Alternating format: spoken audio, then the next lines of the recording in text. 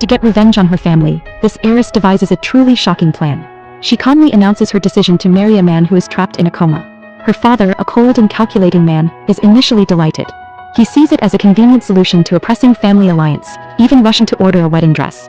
But he fails to see the storm brewing behind his daughter's calm facade. The woman quickly shatters his relief, revealing this marriage is a sacrifice she is making on behalf of his illegitimate daughter. And for this sacrifice she expects to be compensated handsomely. The father scoffs at her audacity, dismissing her talk of an illegitimate daughter, insisting she is her sister.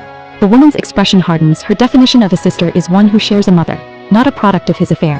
Seeing his daughter's resolve, the father relents and asks for her price. He starts by holding up one finger, then two. He assumes she means $1 million, a price he is willing to pay. But she isn't asking for millions. She demands a staggering $10 billion upon her marriage. Then comes an even more bewildering demand. She insists that her personal bodyguard, Ethan, be permanently stationed by her precious stepsister's side. The father is utterly baffled. He knows how much his daughter fawns over the bodyguard and cannot comprehend why she would give him away. He demands an answer, but she simply tells him to say yes or no. He confesses that the marriage was originally intended for the stepsister, Jojo, before the groom fell into a coma. He begrudgingly agrees to her terms, promising to fulfill them once she is married. As she turns to leave, he stops her, his curiosity getting the better of him. He has to know why she would push away the man she so clearly desires. The woman's face clouds with a deep, hidden pain. She reveals the devastating reason: the bodyguard is just like her father. His eyes are only for Jojo. The truth is a bitter pill she was forced to swallow. We see her initial confidence when she first hired him, looking for a bodyguard who was tall, handsome, and impeccably skilled. The man, Ethan, arrived late, but his stoic presence immediately convinced her. She declared that he would have to follow her 24/7. She then used every trick in the book to get close to him. She feigned a drunken headache, hoping for his sympathy. She even pretended there was a rat in her room, pathetically asking if she could sleep with him, but he saw right through her flimsy excuses and left. Her desperation reached a peak when she nearly drowned. He pulled her from the water, and in that moment of vulnerability she confessed everything.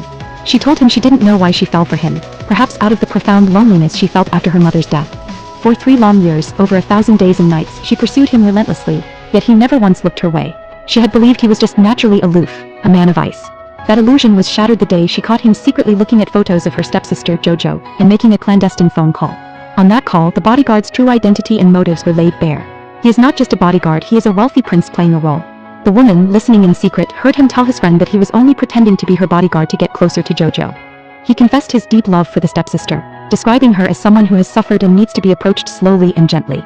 His friend couldn't believe it, questioning why he wouldn't fall for the heiress, a known vixen who had men lining up for her. The man's reply was the final, fatal blow.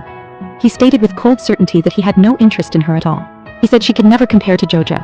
And in that one moment, hearing those cruel words, the heiress's obsessive love finally died.